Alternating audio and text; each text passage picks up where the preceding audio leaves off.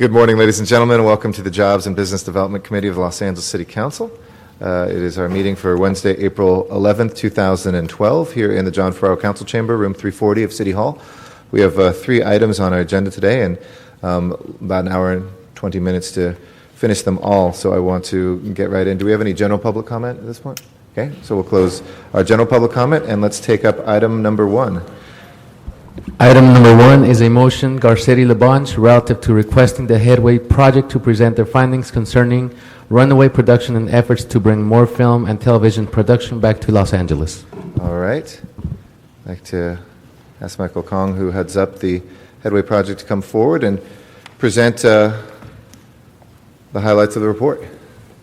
And we will be making this available also through it's not only online at the committee, I think, website, but we will make sure that there's links to the report made available through our council district website at cd13.com, and we'll be tweeting it out and Facebooking it as well so that people can get involved with the conversation.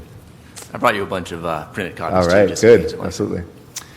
Okay, so thanks for having me this Absolutely. morning. It's a pleasure to come and to be able to present. This report... Would you just lay the table and tell us about the Headway project, just so folks Sure. know, and then we can go The Headway report. project is a relatively new public policy think tank that I founded about a year ago. It has various initiatives that we're interested in, from civil rights to clean energy and other issues that you can find on our website. But for this year, our exclusive purpose is to explore initiatives and opportunities that we think will generate jobs for middle class and working class Americans. As we're aware, the national unemployment rate is about 8.2% right now. It's very high. But in California, the unemployment rate is nearly 11%. In LA County, it's nearly 12%. So it's just appallingly high in our part of the country. And so this year we'll be producing a series of small reports like this one on film and TV production flight, and trying to bring some fresh analysis to the employment-related parts of these issues. Mm-hmm. So 6 months ago, we decided to have a fresh look at this 20-year problem of film and TV production flight, which is to say the phenomenon of films and TV shows that are produced out of California, cast, funded, and generally organized out of California, but then are filmed out of state. And this is largely as a result of tax credits and other financial incentives that are issued and offered by other states and countries. And this has been a big problem for 25 years, and everyone's been talking about this. So in light of the state's very high unemployment rate right now, we decided to have a look at that. And it also seemed to be timely because, as we know, in 2009, California finally got into this race and introduced its own small film and TV tax credit program in 2009. It's a 5-year, $500 million tax credit allocation, and it's basically a $100 million a year program. It's very small. It's sort of a pilot program, really. And so we decided to have a look at this and basically determine if this was working. And by working, we mean how many projects can we say actually filmed in California as a result of receiving a tax credit from the California Film Commission, how much economic activity was created as a result of it, how many jobs were either created or saved as a direct result of this tax credit, and then, of course, how much tax revenue flowed back into local or state coffers as a result of all this employment and economic activity. Okay? So, as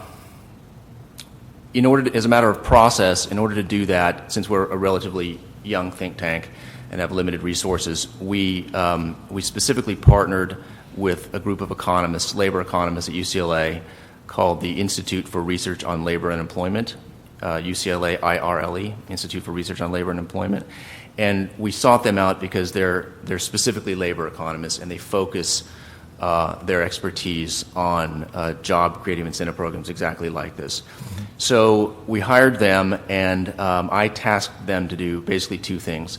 The first thing, and this constitutes about a third of our report, was to have a look at and to issue an opinion paper on a also relatively recent report produced by the LAEDC on the same issue. It was produced in June of last year, and it was the first really full-scale economic impact study produced on this new tax credit. The tax credit only came into effect in the 2009-10 fiscal year. So about 18 months later, the LAEDC was hired by the MPAA to produce an economic impact study, and it's a very full study. They used a big economic modeling program called Minnesota Implant, did a bunch of work, spent 6 months on it, and really provided the industry and legislators with their first sense of how this program is doing and how well it's working. And unfortunately, and sort of unfairly, that report was largely dismissed, I think, up in Sacramento because it was sponsored and paid for by MPAA, the Motion Picture Association of America, which is probably the biggest stakeholder in the conversation. So one of the things we want to do, since we don't take funding from anybody and certainly have no connections at all with the film and TV business, was to put these new economists on the LAEDC report, and LAEDC agreed to that, and they worked very closely with us, and we spent a few months, frankly, going through the entire methodology, looking at all the sources and work papers, et cetera, and largely vetting that report. And then the second half of what we did is we did an original survey of film and TV producers, about 100 people, to really try to get a less academic and a more on-the-ground feel for what is driving production decisions. Okay, how much should California be offering? What other terms do we need to introduce into this conversation to convince producers to come back and make their films and TV shows in California? Okay, so before I tell you what we found, and we found a few, I think, kind of important things, I just want to give you 2 minutes of sort of refresher on exactly what this program is. Mm-hmm. So the California Film and TV Tax Credit Program was instituted in 2009. Its first year was 2009-10 fiscal year. It is a $100 million per year tax credit allocation program. So it doesn't actually receive $100 million worth of funding from the state, which it then passes out. It simply has the ability to issue tax credit letters to film and TV producers who agree to make their projects in California. And there's a bunch of other stipulations and details, but that's the gist of it. The applications are taken once per year on June 1st, which is a problem I'll tell you about in a second, and those tax credit allocations are given out on July 1st. There are far more applicants than there are tax credits to go around, also a problem. So the California Film Commissioner, Amy Lemish, back here, has to allocate them by lottery. And currently, that runs at a ratio of about 5 to 1. So there are roughly 5 times as many applicants, producers who want to make their films in California, as there are tax credit allocations to go around. Okay? So on the first day of the fiscal year, on July 1st each year, that tax credit allocation program is entirely allocated, and that's it for the year. And the other roughly 80% of people who applied to that simply don't get a tax credit. And we found that they generally go out of state to make their films. In order to qualify for this tax credit, you basically have to agree to spend 75% of your live action filming days in California, which is the benefit to the state. That's what creates all the jobs and creates all the spending and economic impact in the state. And the tax credit level issued by California is generally 20% against below-the-line expenses. And below-the-line expenses are defined as basically all expenses except for the actors, producers, directors, screenwriters, and composers. So it's a very well thought-out program. It's much less generous than what's offered by most of our competitor states and other countries. It specifically excludes credits for sort of Hollywood's rich guys. Okay, so in other words, you can pay Tom Cruise $20 million to make a movie, but you're not going to get a tax credit in California against that. So this tax credit goes really only against the small businesses and the unionized trades and all the crew members who get hired by the thousands to work on these productions. Okay, so to this question now of is it working or not? It's working in the sense that for the group that is eligible for it, it's clearly very popular. There are last year there were more than 150 applicants to the tax credit program.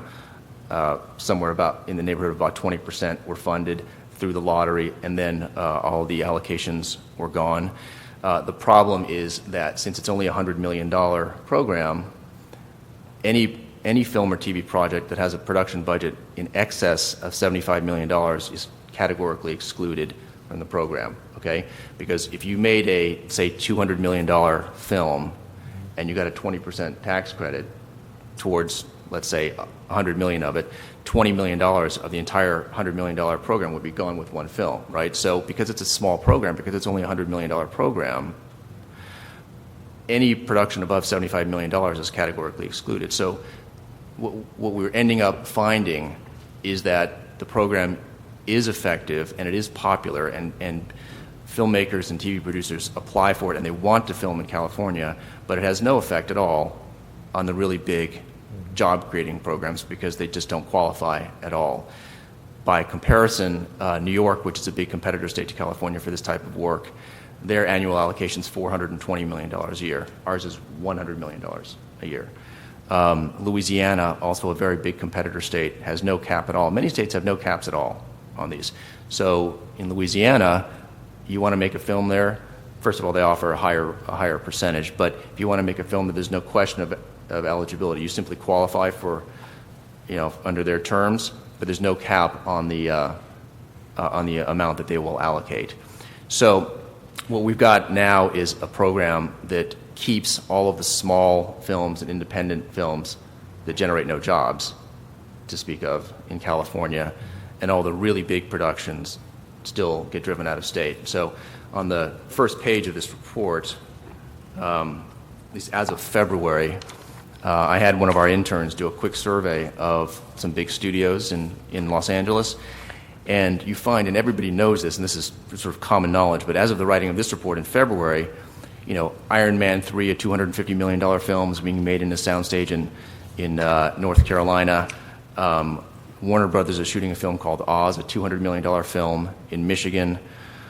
Jerry Bruckheimer is shooting a film called The Lone Ranger, a $215 million film in New Mexico. The list goes on and on of these mega productions, $200 million productions that hire 4,000 people per film, none of which are filming in California because they cannot get a tax credit here. Okay, so what we recommended at the end of the report is a few things. We recommend that the size to the California legislature. We recommended that the size of the allocation be increased from $100 to at least $200 million, which I still think would be very uncompetitive with what New York and Louisiana are offering. But nonetheless, it gives us a little bit more room to satisfy some of the demand for people who really do want to film in California and apply. We recommended that the additional $100 million be specifically targeted to productions with budgets larger than $75 million, and that instead of offering a 20% tax credit, we offer a 12% tax credit, a much lower tax, 40% less.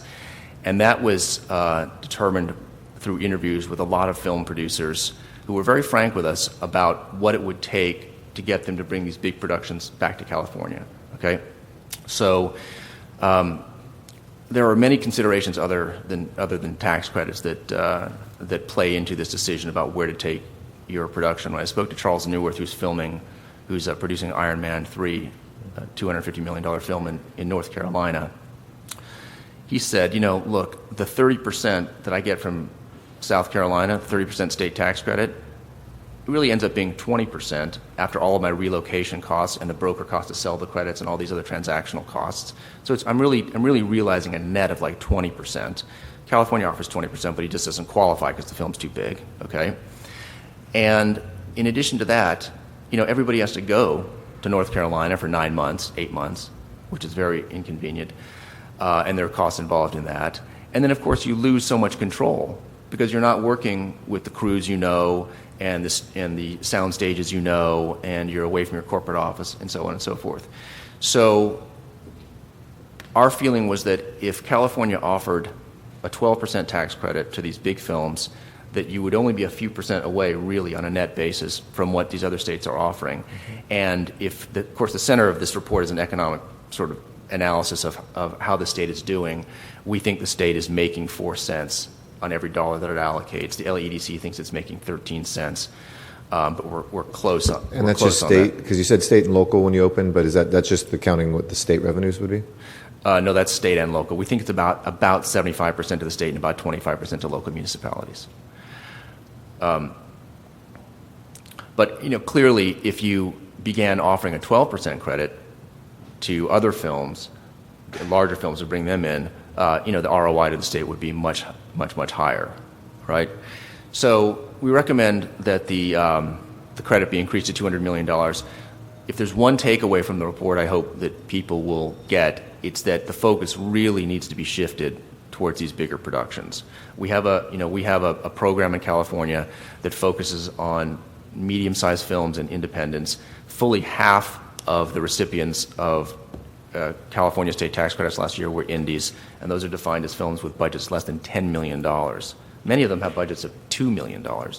I mean, everybody supports indies, but a $2 million film's got 3 people on the payroll and 5 volunteers and generates no jobs and no direct spending and no indirect or ancillary economic activity.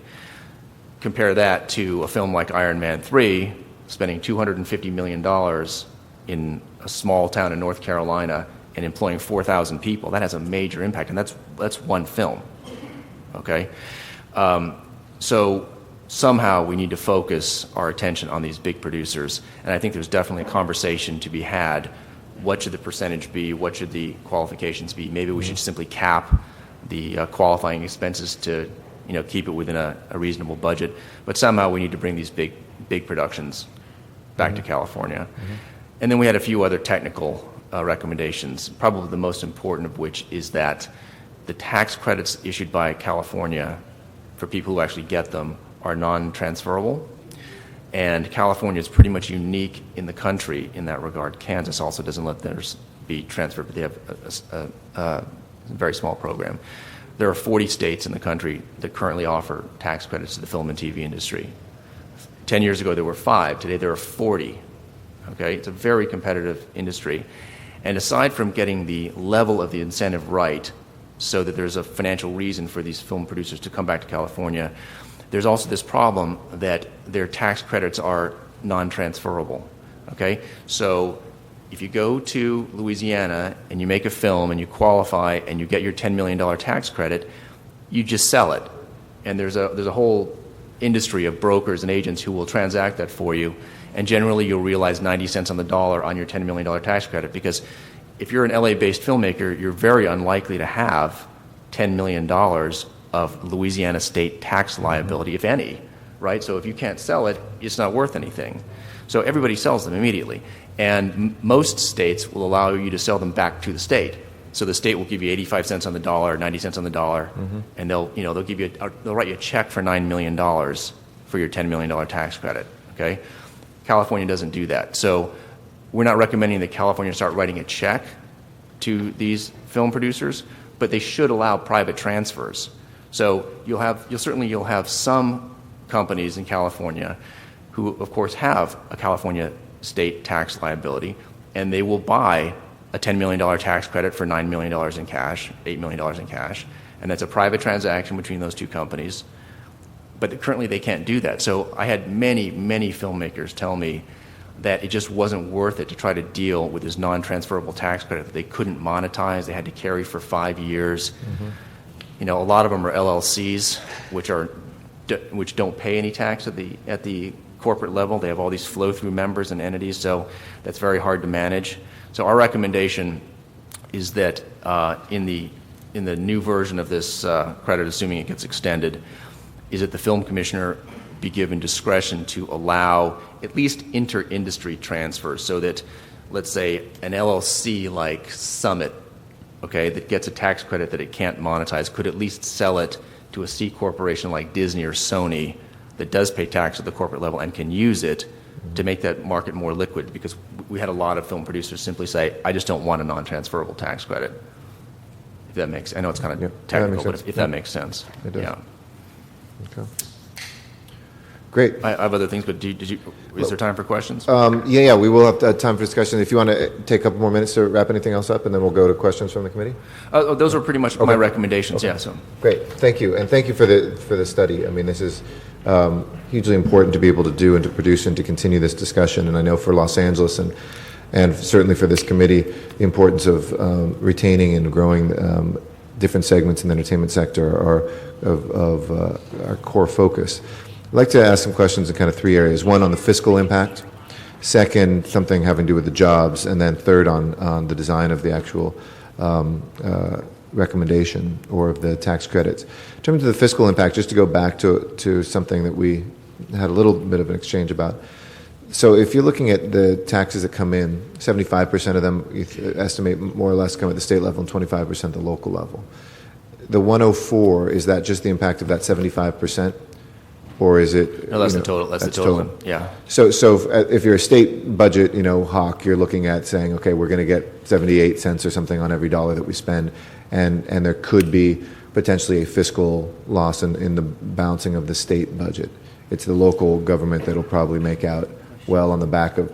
And don't get me wrong, I'm local government.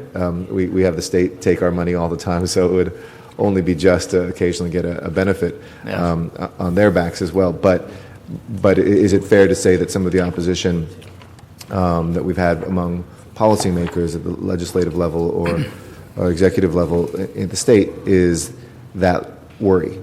Well, there's two answers to that. The first is that insofar as the state gives money to local municipalities, if more money comes in at the local level, then, I didn't get into the interaction between the state and the various counties, but insofar as there is a positive fiscal impact to the counties and the cities as a result of this type of economic activity, then presumably there would be less of a need for funding from the state. Mm-hmm. But I understand your question from a political point of view.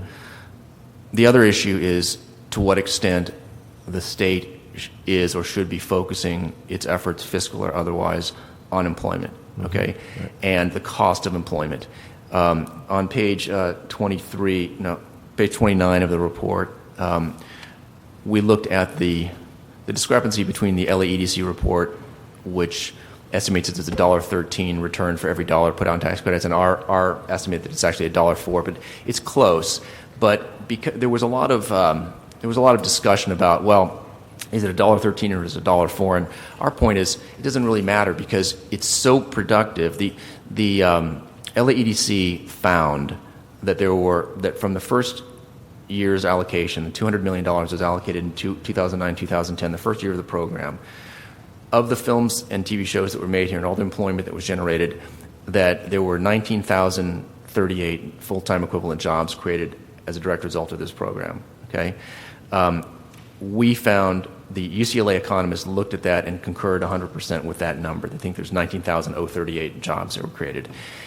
Even if you took the LAEDC result of $1.13 and cut it in half, which I haven't heard any opponent say that the return to the state is that low, and you assumed that the return to the state was only 57 cents on the dollar, and you divided it out by the 19,038 jobs, you get a cost per job created of $4,900. Right. Okay, the national average is $75,000 per job. If you look at federal worker subsidy programs, employee subsidy programs, state subsidy programs, you pay $50,000, $75,000 to create a job. This is creating jobs under that scenario at $4,000 to $5,000 per job. We've got Greg Irish, who leads our Workforce Development Board and Workforce Investment Activities. Is that a pretty good number for the subsidy? See? So, confirmed by an expert right here. Very good, thank you. Good to know. So I haven't had anyone say in response to my report or the LAEDC report that the return is as bad as 57 cents on the dollar, but if it were, the cost per job created would still be extremely reasonable. I haven't seen any job creation programs creating jobs in California or elsewhere at $4,900 a job. Absolutely. Well, you took me to the next level. And actually, if Amy and Ed wouldn't mind coming up, Amy Lemish and Ed Duffy come to the table as well, just for some of the design questions of the subsidy as well.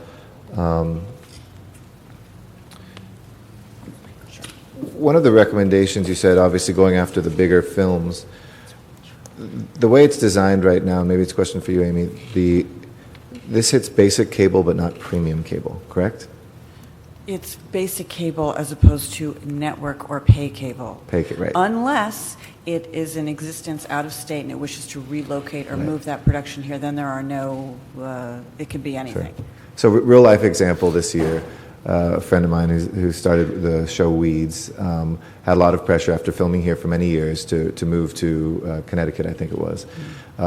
Folks were looking at the subsidies. She wound up doing something that few can and do. I think she took a $4 million hit to what they are giving to the production side. She actually cut her own budget and her own salaries on the above the line side to be able to stay here. But not necessarily that she would have automatically gotten it in the lottery, but what was the thinking and the design to exclude that level? I mean, functionally people watch, obviously, pay cable and free cable equally. And it changes every year. So when the program was designed initially back in really 2007, everybody knew that there would be a finite pool of funds to allocate. How best to use the finite funds most effectively to target the productions that are most likely to leave. And at that time, most of network was here. Premium cable was kind of big spenders, could really go wherever they wanted to go, and basic cable was not here, except for the very, very few exceptions. They were in Toronto and Vancouver. And then by that time they had started to go to New Mexico and Louisiana and some of the other states with incentives. So basic cable, their whole model is different from network in that their licensing agreements are less, so their per episode budgets are less, and it was a very, very difficult model for them to balance their budgets by working in LA without an incentive. So that was the thinking at the time.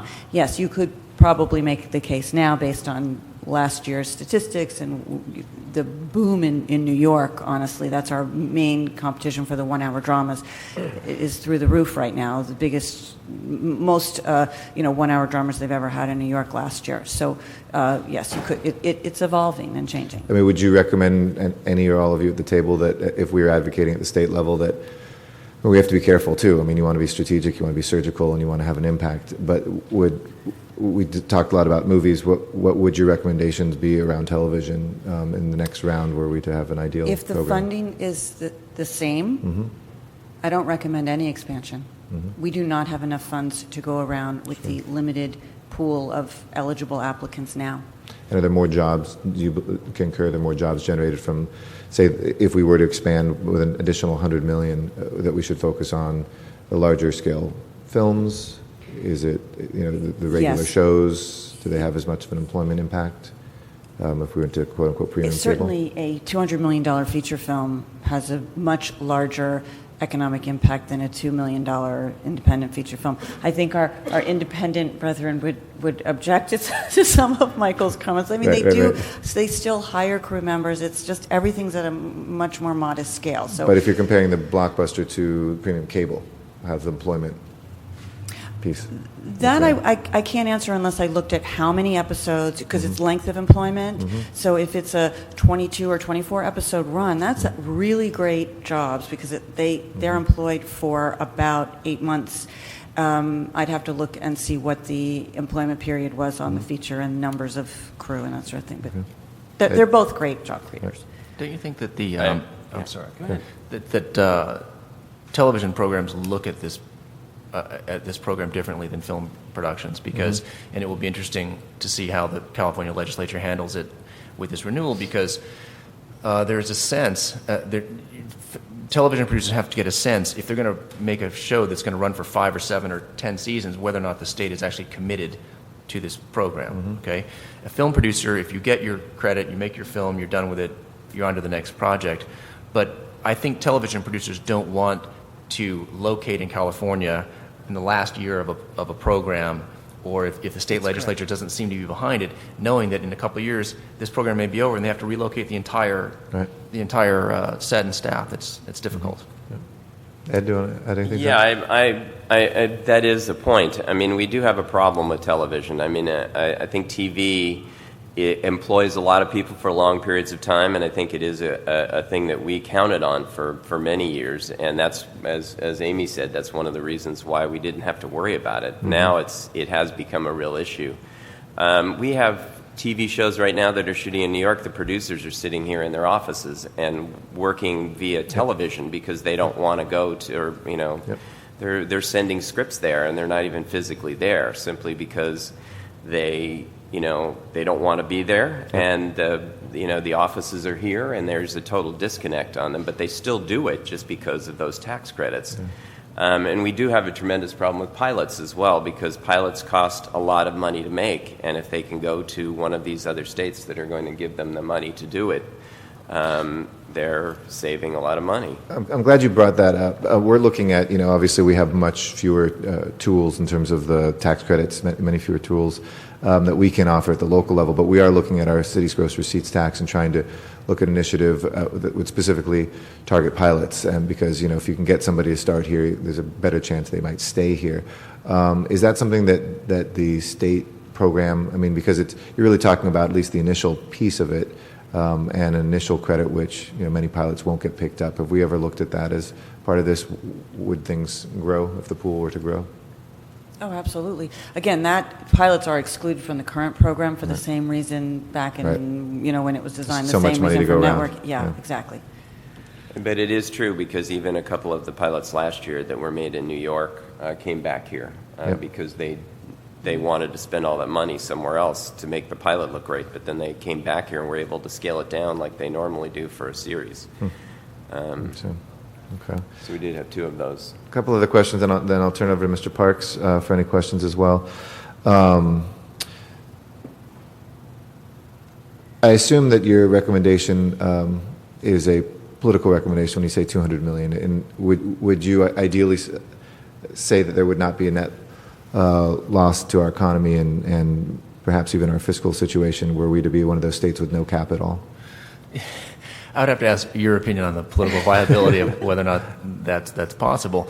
But you don't have anything philosophically against that. There was no public policy reason not to have that. Philosophically, I'd be entirely in favor of it, right? So one of the things that we found frustrating in producing this study is that opponents just don't believe the economic conclusions. So the LAEDC says the state makes 13 cents on every dollar. We think the state makes 4 cents. Frankly, even if the state lost 10 cents on every, it would still be extremely productive in terms of the total economic impact and the employment situation.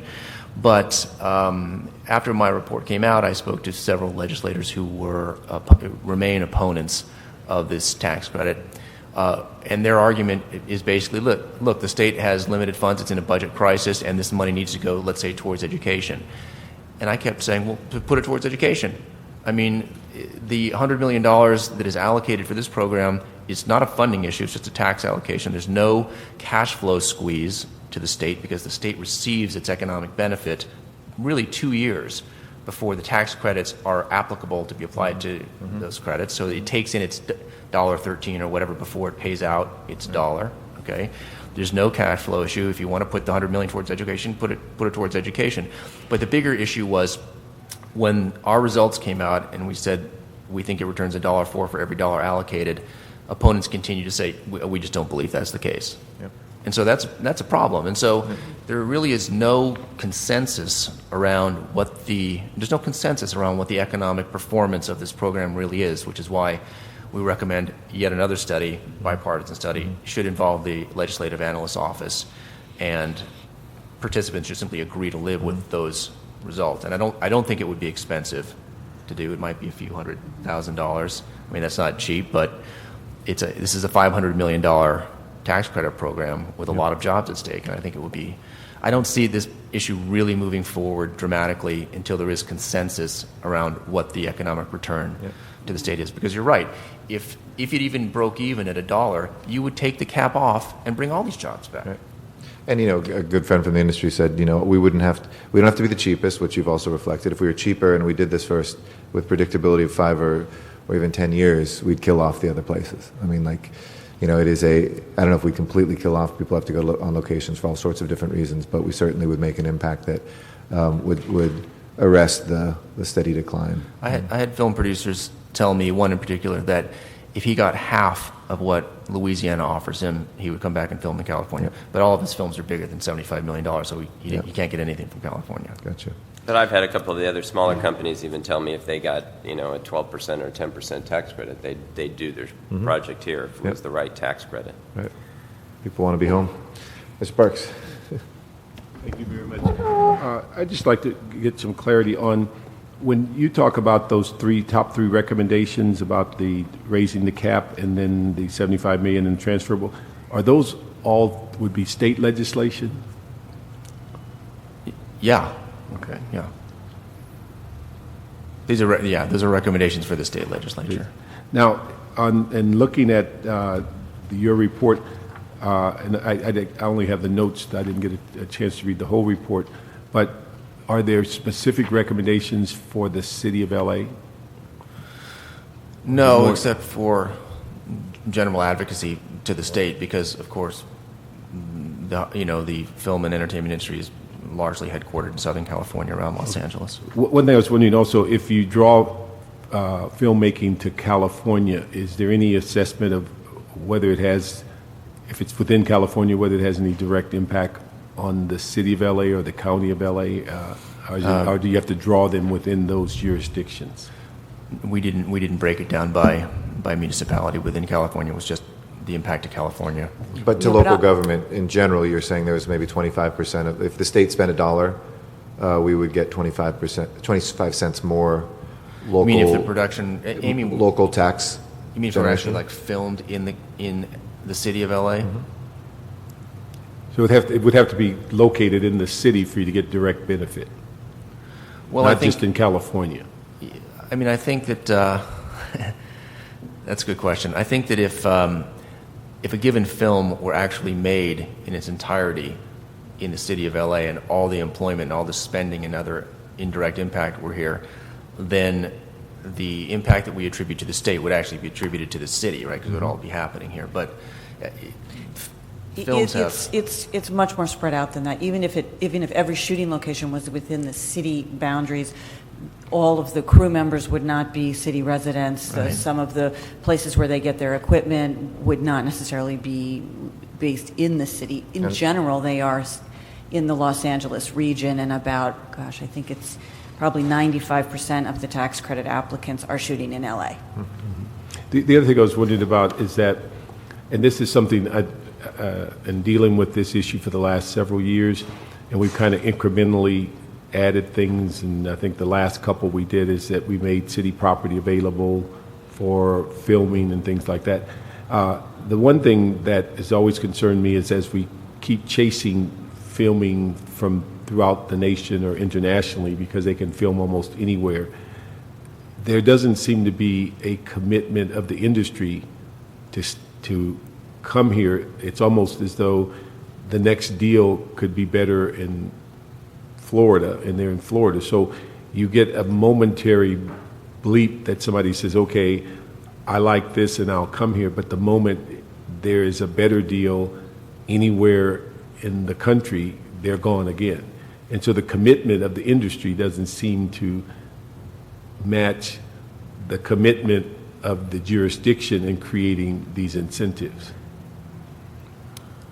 I sort of beg to differ with that a little bit. I think the problem is the incentives that are created are on a small scale, and they affect on a small scale. If a lot of these bigger studios are controlled by big corporations, just like everything else, and their bottom line is if an accountant comes to them and says it costs $10 million to shoot in LA and $8 million because of the tax credits to shoot in Florida, let's say. That's where they're from a fiscal responsibility for them, that's what they're going to do. From a mental responsibility, they'll do everything their damnedest to stay here. And some of them do. But it's the amount, though they're helpful, especially on the smaller projects, on some of the larger projects, they're not necessarily. But again, we'll ask, maybe the CLA can help me on this, is that I don't know if we've ever put together a list of all the things that we've done to look at it collectively. And, maybe individually, they may be small or viewed, but if you go across the gamut of things that the state has done, the city has done, because we've been at this for 3 or 4 years, and almost everybody's idea, we incrementally implement it without really getting a sense of what it will do. And even the state program, in one of the notes I read, that even though it's been in place since, 2009, it really hasn't flourished as people thought. And so I'm just wondering, do we have, when we deal with that, a list of... The thing is that it's flourished as much as that amount of money will work. Right. It's kept a lot of production here. 3 years ago, we had no features here. The next year, we had 15 or 20 features here. Mm-hmm. That's a lot of work. It's the 19,000 jobs that we've talked about that it's created. Now, in the 19,000 jobs, those are full-time jobs during the making of the product, not... Or do some of these jobs stay on after? But you see, those jobs feed into other jobs. They continue throughout the year. If you keep having features. If someone's working on one feature, there's another feature after that. That's 19,000 jobs that created, employment for 10 or 11 months of the year for these people. But the thing is that it's dependent on jobs continuing to rotate through California for them to keep working. Well, in the sense that any sort of job is dependent on continuing employment. We refer to them as full-time equivalent jobs because in many cases, there's many more than 19,000 total people who worked on these projects, but some of them work for 2 months, some of them work for 4 months. Mm-hmm. So you have to run it through this big model and get the equivalent number. So it was 19,038 full-time equivalent jobs. Do we have any sense of the 19, how many remained as full-time jobs after the production? Is that part of the analysis? Well, this is really your department, but insofar as all these productions are project by project, mm-hmm. They keep going, but there have to be continuing projects. The best way to think of it is it's very similar to the construction trade, and the way it always was until we had this exodus of productions leaving is all these jobs are temporary. You get a job for 6 months or 5 months or 8 months, and you finish, and there's another TV show or movie to go on to. So this is how people have been earning their living for, And depending on where they are, they could be moving to Atlanta for the next job or... Well, no. It depends what they do. If you're at the high level and you're a producer, or writer, or director, or an actor, they'll take you to Georgia or Louisiana. Mm-hmm. But if you're a grip or a camera operator or a costume person or hair and makeup, they're not going to take you. They take a few people, and this is what's also happened to the detriment of the film workers here, is that in the beginning they took more crew from LA to these places. They then train locals because the people they do hire locally get on the job training, right. So that the next time a movie goes to Louisiana, they take fewer people from here, and now they can crew up across the country. Well, here's a good example. At the beginning of our report, we reference a film called Battle Los Angeles, which was made by Sony last year, that employed 2,100 people. It was made in Louisiana, even though it was called Battle LA, and they recreated all these scenes to look like they were in LA, but they made it in Louisiana. They hired 2,100 people for this production. 195 had to be brought in from California for various reasons, actors or specialists, but all the rest of them, 2,000 roughly, were hired locally out of Louisiana. And one of the sort of larger macro concerns that doesn't get enough attention is that each year that this goes on, as I mentioned earlier, there were 10 states that offer tax credit, 5 states that offer tax credits 10 years ago. Now there's 40, plus a bunch of other countries. As this goes on, infrastructure builds in these other locations. It used to 10 years ago, certainly 20 years ago, it was hard. You had to do a lot of stuff to make a big film in a state like Louisiana because it didn't have proper sound stages, you couldn't crew it, et cetera. Now you can make a film of almost any size in Louisiana, certainly in New York, certainly in Canada. And this is because we've kind of let it happen, right? And it gets worse all the time. They just made a movie that's about to come out named Rock of Ages, which is based on the play, and it's about the Sunset Strip in the 80s, and they shot it in Florida. They built it in Miami. They built the Hollywood sign there, which I'm sure Mr. LeBon should be really thrilled with. But that's what they did. They didn't even shoot the Hollywood sign here. They built it, and it's all because of the tax credits. Is that copyright? I don't know. Let me just ask, when you said that we moved, I think, from 2 features to 15. Now, have we maintained that 15, or has that dropped off? Well, that's another issue, because the first year of the tax credit program, which started fiscal year 09-10, we actually had double the funding to allocate. So I had $200 million available to allocate to productions when we first started the program. So we had double the amount of productions that we were able to retain. And then in the second fiscal year and third fiscal year of the program where we are now, I had $100 million. So it was less because we had less money. But we've maintained the amount of since that first year, we've maintained spending all that money and these productions. I think some of the money is going towards cable television because some of those productions that we've now gained that are ongoing, they're getting a piece of it too. So it takes away a little bit every year from the features. So even though the features might fluctuate, you're having no problem spending the total allocated amount? Oh, It's no, gone we will the spend it first in day. 1 day. The first day that we accept applications. We actually accept applications throughout the year, but it's the first day that matters when we receive about 150 applications. We have enough funds for about 35 projects. And John, do we have anything that, with all the stuff we've done, that there's a listing of what the city's implemented or what those impacts might be? Yes, we can put that list together for you. There are a lot of things that we've done.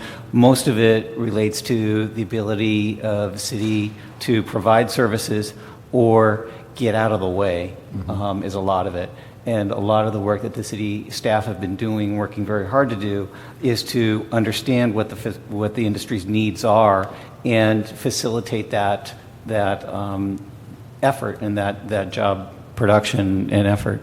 That's really the best thing that the city can do at this point. We offer our facilities for free at no cost, most of them, and we offer just the ability to facilitate the production. We don't have funding that we can provide. We don't have taxes that we can get out, reduce, that are going to be a significant impact for a $200 million production. But we can facilitate transportation, we can facilitate lane closures, we can facilitate those kinds of things, and the departments are working very hard to help with that. Thank you. Thank you very much, Mr. Parks. David Phelps filled out a card to give public comment on this, and then we will turn to the Otis report next, and I'll say a couple things just in conclusion about item number 1. Mr. Phelps. Good morning, Councilman. Good morning. David Phelps, Director of External Relations for the Association of Independent Commercial Producers. We are a national trade association that represents over 320 small and medium-sized commercial production companies nationally, of which approximately half of those companies are located in the Los Angeles Basin region. We agree with Mr. Kong's report findings and believe in the efficacy of the program and its funding benefits. However, we do raise issue with the recommendations of the report. There was no outreach done to the commercial production industry and no mention of the impact or potential expansion and how that would economically benefit the film industry in California. And we wanted to make sure that our voice is heard on this matter. We specifically want to highlight the program that was passed by this city council in the end of 2009, which adjusted the entertainment production cap tax, which taxes all film production companies. But the changes that were made to that program specifically focused on small and medium-sized businesses. It was approximately $1 million program. And obviously, in the years where the city and the state are experiencing economic hardship, we want programs that are not as high in financial impact, but have a high financial benefit. And so just in the last year and a half, 2 years since the production cap has passed, you will know that Film LA recently released numbers that show that commercial production increased by about 10% over 2010, which was the first year that the production cap went into effect, and resulted in a record high for commercial production activity within the city of Los Angeles. However, the same benefits have not been seen in the areas in LA County outside of the city or in the state of California, where commercial production leads in almost 75% of the state commissions that report film activity in the state of California, 75% of those commissions report that commercial production is the #1 source of motion picture production in the state. So when we're looking for opportunities to expand a film credit with limited funding, we really should be focusing on small and medium-sized productions, and that's why we're here today to encourage the city to support our efforts to establish a tax credit for commercial production based on the success of the small program that we were able to implement here in City of LA, but has not seen the same benefits in other parts of the county or in the state of California, where commercial production really dominates the film production in the areas, up and down the coast, all the way up to Del Norte County, Humboldt County. All of those counties report commercials as their #1 source. Okay. So Okay. we just wanted to highlight that and thank the council again for passing the production cap. Yeah. And also, I think part of the perception problem in Sacramento that we face is that these tax incentives benefit the larger corporations, the studios, and those are good things, and we should support that, and we should continue to fund that. But we can't overlook this important industry segment that is commercials, and 51% of all production that happens nationally for commercial production occurs in Los Angeles County. Okay. So what impacts the city of LA and the commercial production industry in LA impacts our industry nationwide, and in 2010, $1.15 billion in direct production expenditures was invested in the state of California. About 85% of that occurs in LA. Yeah. Okay. So we just Thank want to you. make sure that's Appreciate highlighted that. and to encourage the city's support efforts to incentivize commercial production. Yeah. Thank you. Appreciate those comments. What I'm going to do is usually we just note and file this. I'm going to actually hold this. We've taken a position, Councilmember Alarcon and I, and then the council's adopted to extend the tax credits again, but I'd like to take a more nuanced position based on some of what we heard today and work with the CLA on bringing back to committee some things that look at specifically advocating whether or not we do this bipartisan commission, for instance, that would look at the study, expand the type of eligibility, whether we'd include other types of productions in terms of the advocacy that we're making at the state level. We'll work closely with the commission kind of behind the scenes if we can kind of get your advice. Obviously not advocacy because you have to play your role, and other folks that were here today to look at that. But I'd like the city of LA to adopt a more aggressive and more nuanced position on exactly what we're advocating for instead of just the general one that we sometimes do of expanding those tax credits. So let's hold that here, if that's all right. There are currently two resolutions that have been introduced in council. Right. They're pending in the Rules Committee.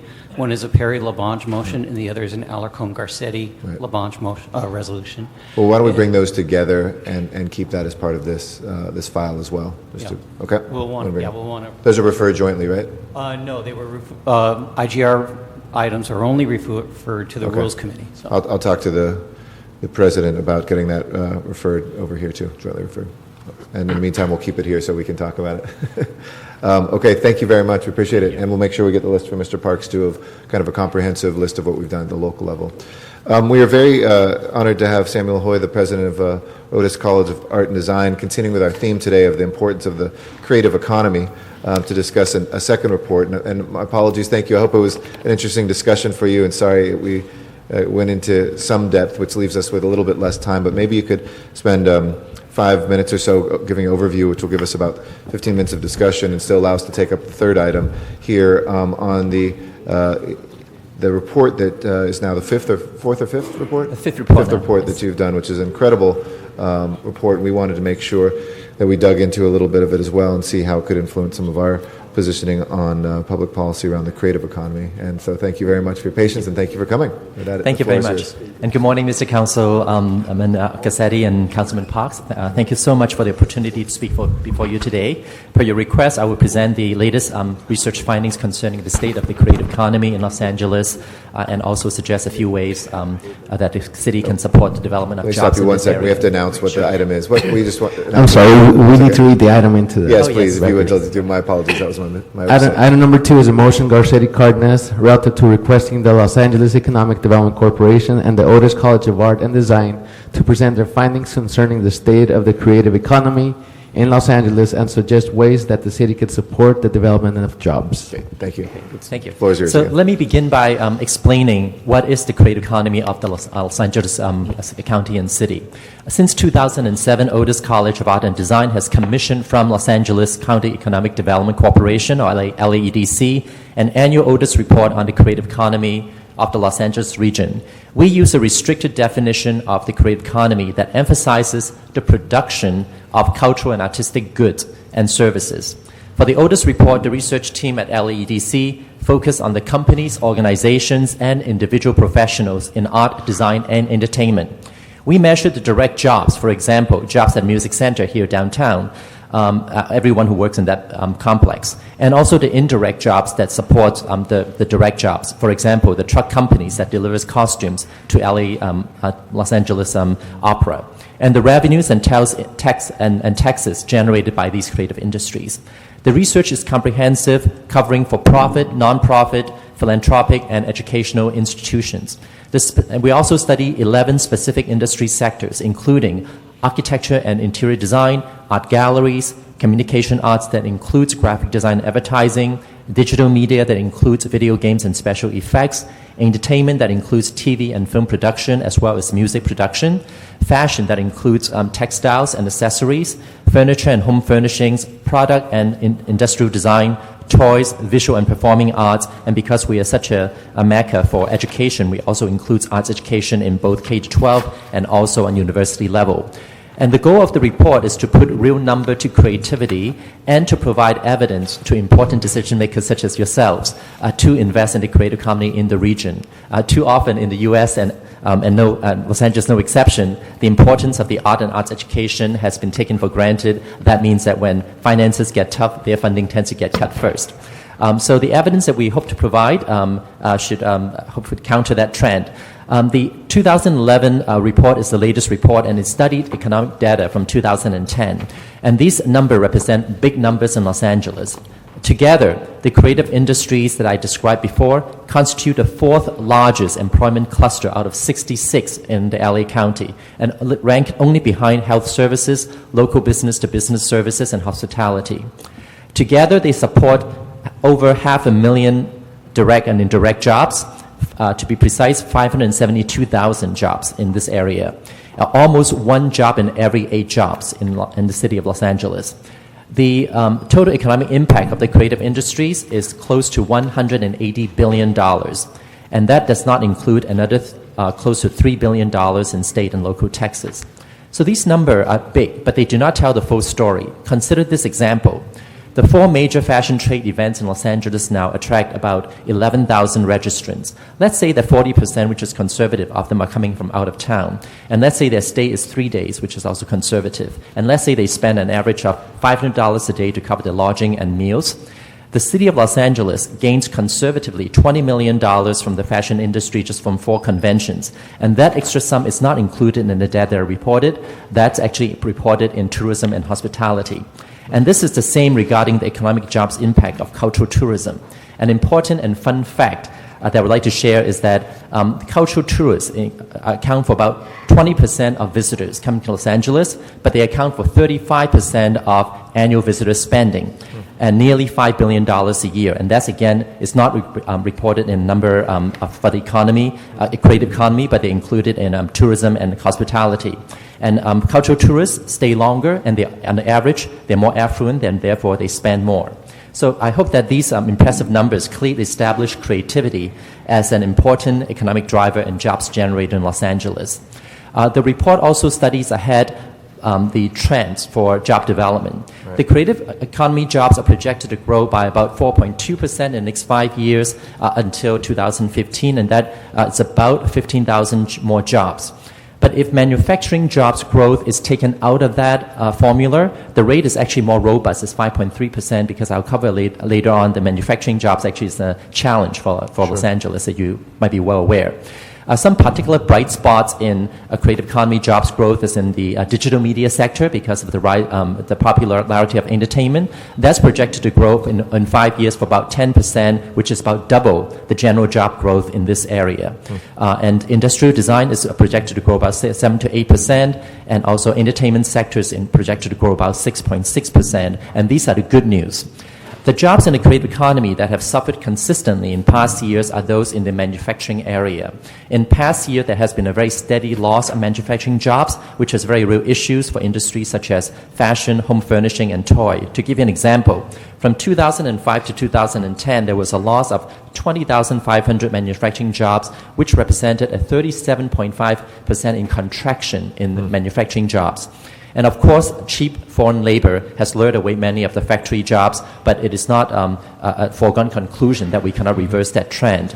And this is one area that, again, legislative and policymakers such as yourselves can be of great help. For example, the California Fashion Association has proposed that we market the created in California image globally, like I Love New York, and educate our local manufacturing community and provide financial incentive and support, very much like the previous speakers, regarding credits for TV and film production. And this, I think we can reverse the trend, and also public policies such as establishing enterprise zones that with favorable industry conditions, and also with branding of Los Angeles, linking design and manufacturing would all go towards that. And this actually leads naturally into the next part of my presentation, which are to suggest some broad categories of public action that can help create jobs. I would put them under three big headings. The first one is to brand LA, Los Angeles, as a creative capital. We can transform our currently fragmented regional marketing approach into a much more sustained and coordinated effort to boldly claim our place as a creative capital in the world, to attract industries and also to attract more domestic international visitors for cultural tourism. We need to invest in LA's infrastructure. It may not be obvious that helping LAX and the ports will help create the economy, but they're actually very linked. And LAX should be the Grand Central Station for Los Angeles. We have great opportunity there to use audio-visual capability and all the expertise of Hollywood to better promote Los Angeles cultural industries and activities such as shopping, dining, beaches, parks, theme parks, etc. To visitors. In the ports of Los Angeles and the Long Beach, we actually have the creative economy depends a great deal on facilitating efficient flow of products and goods. And this is something that the City Council has been so supportive about, and we hope that you'll continue their efforts, but also to continue encouraging private investment to build more facilities to speed the transportation of cargoes that will help jobs and the creative industries. And also the LA Metro, the LA transportation system must be made more convenient and affordable to help attract and retain young professionals, as well as to facilitate visits by visitors. And we must continue also to support and make it easy for individuals and corporations to support private and philanthropically our regional's world-famous institutions such as the Getty, MoCA, and all the important art design schools. And the last large heading is to develop and support a quality workforce.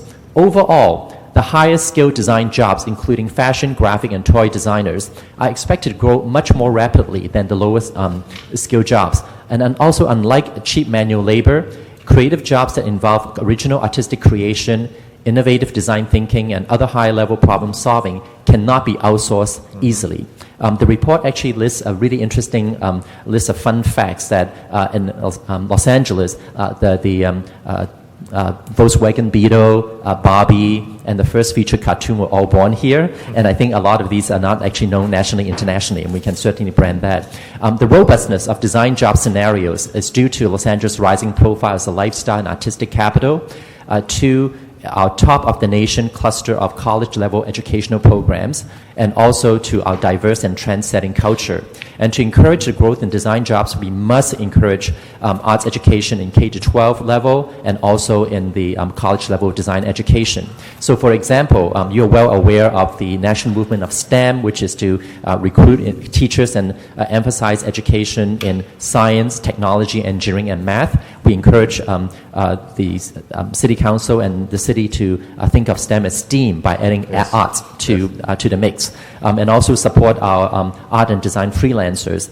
This is a rising rapidly a contingent of working professionals in this area because our economy is becoming more of a contingent economy. More people are going to work independently than in companies, but they are vulnerable to certain realities of working outside of a company structure. For example, they need affordable access to live workspace, unemployment insurance, and health insurance, and these are all things that the City Council can support and encourage.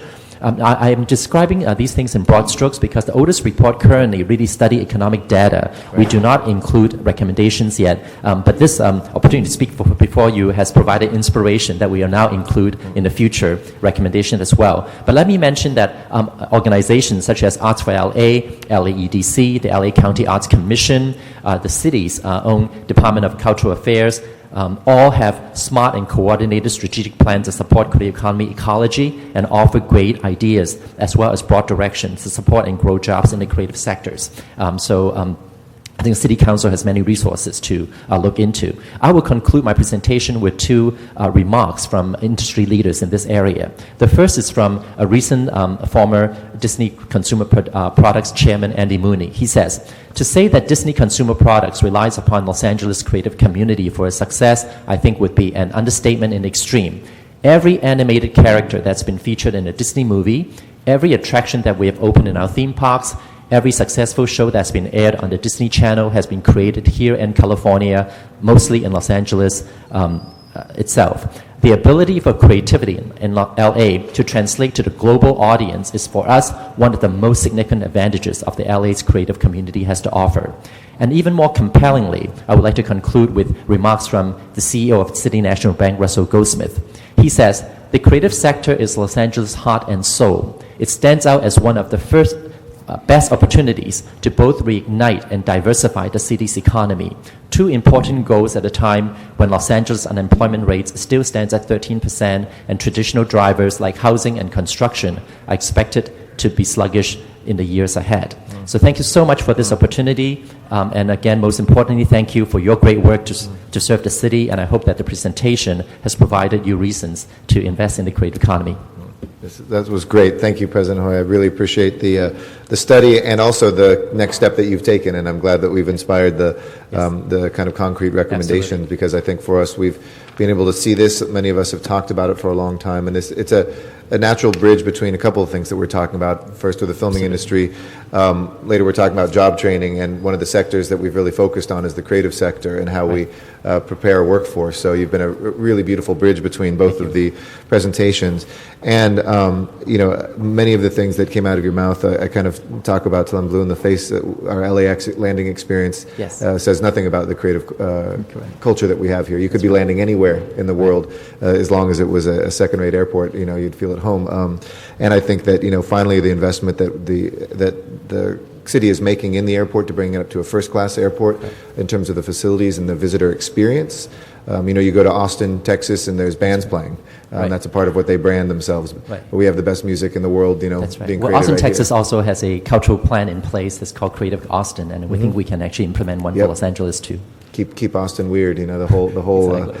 Panel, and thank you for adding the A to the STEM. STEAM is something I've been also talking quite a bit about, and as we're looking at the potential killing off completely of arts education in our LAUSD in the midst of our fiscal situation, that is critically important. I will make sure that we push this out as well through city council members, email lists and others. We'll put it up in a number of places. I don't have any questions based on this, but you've given me some good things to think about and maybe some motions to look at coming out of this. So I will consult with you, but I want to see if Mr. Parks has any questions about any of the things that were presented, and then we'll take up item 3 as well. Yes. Thank you very much. Yeah, I just had one question, and certainly it's very impressive as to the creative industry and what they return. I was just wondering, did we do any kind of analysis or connection with these type of industries in the city's business taxes to see what they produce in that area, or can they be, when you use the general terms of entertainment or visual, is it that too broad to find out if they're in our city's business tax system? Yes, actually, the tax is studied. It's about $2.8 billion in tax revenues and sales tax. We have not broken down into business versus nonprofits in that. But that's something I can ask EDC to do for future Which to is provide 2.8 in sales tax? Yeah, 2.8 in tax revenues overall. Tax And, revenue. Yeah, that will include sales tax, individual tax, and also corporate taxes. What about city business tax? City business, I checked that Is that's it part of that component also? we need to. Yes, that's part of that, but we need to break that out for you, Okay. and we will do so. And that's 2.8 billion? Total, correct. Thank you. Yes, and also there is an interesting study done in San Diego, and the one that we'll try to emulate here to study the investment in nonprofits. They have a cultural impact studies that show that $6 million generated $173 million in expenditures. So that's every dollar generated almost $30. So that's one of our kind of regional county has done great things. It's an impressive multiplier. Yeah, That's thank great. you. Yeah. Well, good. Well, thank you. Thank you so The much. city clerk can take Yeah, to great. the reports, and we'll make sure. Actually leave some hard copies here Yeah, for you as well. we'll make sure that we get distributed if you Thank give you. them to the city clerk. Thank Thank you, you for yeah. your patience this morning. Thank you for the presentation and the extraordinary work. We really appreciate it. If we can take up item 3 now. Item number 3 is a Community Development Department and Workforce Investment Board report relative to funding recommendations in response to the Workforce Investment Act Sector Initiative Program request for proposals. So we have 10 minutes for this. By way of background, about 2 weeks ago, the mayor and I joined together to look at really how far we've come with a sector-based initiative program that when I used to chair the Housing, Community, and Economic Development Committee, together with our WIB and with our CDD, started focusing on the desire from the community. Actually, a lot of this bubbled up from the community to focus first on the healthcare sector, but to look at jobs where we are long-term going to look at parts of sectors of our economy that we're going to be growing, and to be a little bit more strategic with how we're spending it out. It was a beautiful day when we had this press conference to see so many different sectors now a part of this, and while we could have waved it out and done it quickly, I wanted to take this moment to really look at how far we've come. And I know that you've been jammed into 10 minutes, including any of our questions that we have, but why don't you give us a rundown now of where we're at, just how robust this is, and where we're looking at, even in a moment of cut WIB fundings. And I commend to folks the New York Times article that was written, I think it was a couple days ago. Right. Looking at the cuts in the midst of the economic downturn that Washington has made to job training, which just seems so counterintuitive, but what we can do to continue to build a robust consensus for more money for jobs. So with that, Mr. Irish. Mr. Chairman, I'm Greg Irish. I'm the director of the Workforce Investment Board. 6 years ago, with your help, the WIB and the city adopted an industry sector approach to job training. Yours was the first industry sector initiative actually in your district, which was healthcare. And by the way, I need to announce that we went from, a $250,000 investment 6 years ago to $5 million. We've used that to seed a healthcare initiative, job training initiative that is currently funded in the neighborhood of $5 million as a result of other grants coming in after we seeded that. But we started out with a study of the regional economy, just not LA's economy. We commissioned LA Economic Development Corporation to study those industries that were dominant in Southern California, had the greatest potential for growth, could withstand all the blips in the economy like we're currently going through in terms of the recession. Those industries that would not likely offshore their jobs and had the potential for creating jobs that would pay living wages, or at least would have jobs that would have progressive wage gains in terms of career ladders. We went from, again, a couple of $100,000 invested in workforce development programs to train people for job vacancies that would occur in those industries, to now where what is before you today is a $4 million proposal to invest in those industries. The industries we identified for Workforce Investment Fund investment are transportation, goods movement, and hospitality and tourism, healthcare, entertainment, security, financial services, etc. And we've got those recommendations before you, where we are going to have job training programs that involve multiple partners, including employers, that will train folks for those job vacancies that exist within those areas. $4 million worth of recommendations is before you today.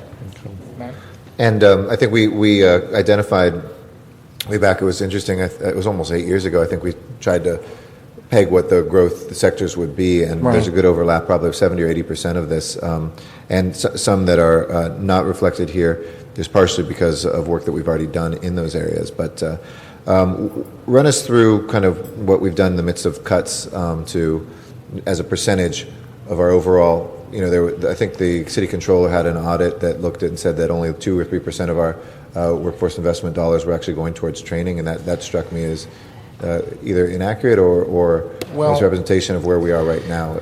5 years ago, we were spending in the neighborhood of 4.5% on job training.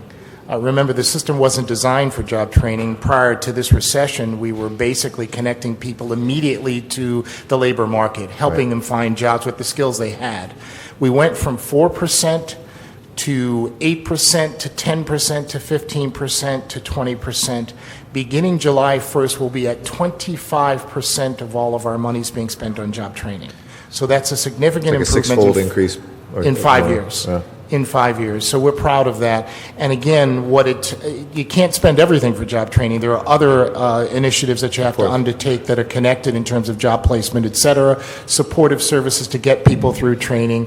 So we're at the point where beginning July 1st, 25% of all our funding will be dedicated to job training. And with displaced workers, the move to merge displaced worker training and the traditional Workforce Investment Act dollars, how will that impact this? Obviously, it's making that much more flexible than it used to be.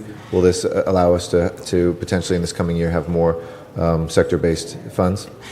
We're going to we're trying to formulate that budget now. Of course, you'll have a shot at taking a look at the plan for July 1st. We haven't finished it. It's still going through WIB committees. We don't know what we're going to dedicate to sector initiatives as of yet. And again, we've got to see and watch closely what Washington's going to do in terms of our allocations. Manny, would you like to add anything? Oh, the only comment I have is specifically before you are the recommendations to fund the 10 organizations to actually implement these initiatives. That'll carry forward through June 30th of next year, 2013. And the scores that we have here obviously range. There was a low of 70 and as high as 91. And some of those were, when we had the lower ones, were they the only ones that were bidding in that sector, or? Yeah, they were.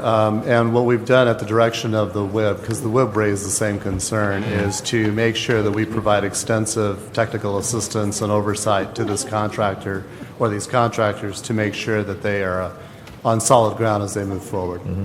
Yep. Okay. Super. Mr. Parks? I just had a couple of questions. One thing that would be helpful on attachment A, if we could, first of all, are the funded vendors doing this work citywide, or do they work in a segment of the city? The work source centers are actually in specific designated areas of the city. That does not preclude them from serving city residents from throughout. And specifically, we found when we fund sector initiatives that they do attract participants from throughout the city. It would be helpful to me when we do something like this is to show what area they cover and where they're physically located. Because what we found at times, at least in the 8th District, is that if we get a vendor that is a significant distance away from the district, you don't seem to get the same service as if they're locally located. So it would be very helpful when we're talking about 3-point-something million.